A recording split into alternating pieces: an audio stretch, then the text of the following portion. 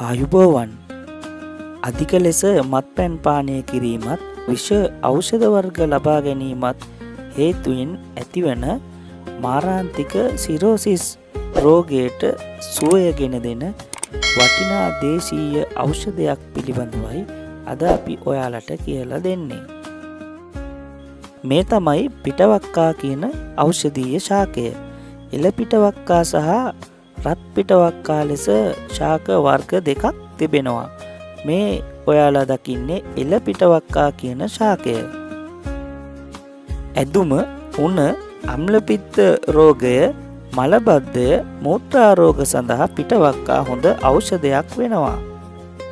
ශරීරයේ විස ඉවත් කරමින් රුධිරය පිරිසිදු කිරීමේ අරුම පුදුම හැකියාවක් මේ ශාකයට තිබෙනවා.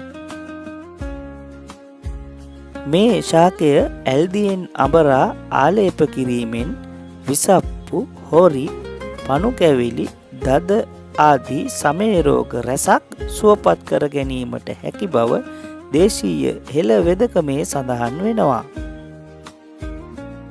මෙම ශාකය සහ මුලින්ගෙන වියලා කුඩු කර එම කුඩු තේ හැඳි එකක් ජලය පත එකකට මිශ්‍ර කර විනාඩි 10ක් පමණ මදගින්නේ රත් කර පානය කිරීමෙන් අපි මේ කතා කරන රෝග රැසකට ප්‍රතිකර්මයක් වෙනවා.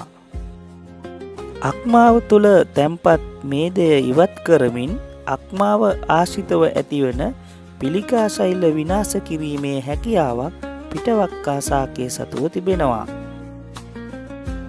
පිටවක්කා ශාකය පිත්තාශයේ ඇතිවන ගල් විනාශ කර දමමින් ආහාර ජීර්ණ පද්ධතිය සුවපත් කරන අතර අම්ලපිත්ත රෝගය නසමින් ආමාශයද සුවපත් කරනවා.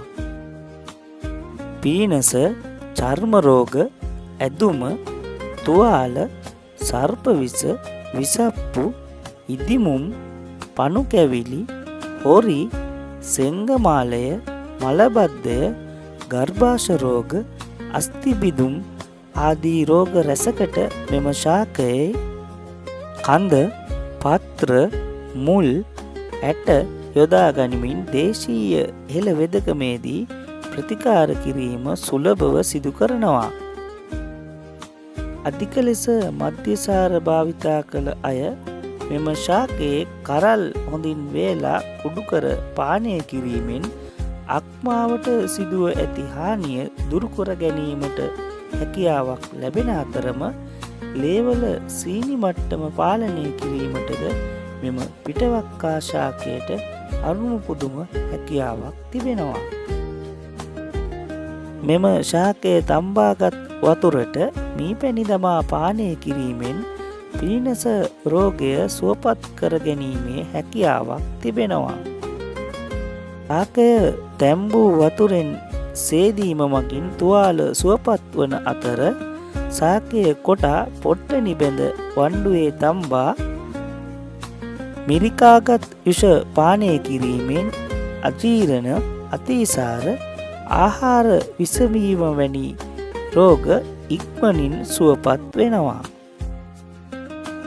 දේශීය හෙළ වෙදකමේදී විවිධ රෝග සඳහා භාවිතා කරන තෙල් වර්ග සිඳීමටද පිටවක්කා ශාකය සුලභව භාවිතයට ගෙනෙනවා. කැඩුම් බිඳුම් වෙදකමේදී අස්ථි බිඳුණු අවස්ථාවන් වලදී සහ තැල්ම, ඉදිමුම් සඳහා ප්‍රතිකාර කිරීමටද මේ එළ පිටවක්කා ශාකය සුලභව භාවිතයට ගැනෙනවා. ඇස් වෙදකමේදීද මේ එළ පිටවක්කා ශාකය සුලභව භාවිතයට ගත් බව දේශීය හෙළ වෙදකමේ සඳහන් වෙනවා. තවත් මෙවැනිම දේශීය හෙළ වෙදකමේ රහස් දැන ගැනීමට අප සමගම රැඳී සිටින්න. ආයුබෝවන්.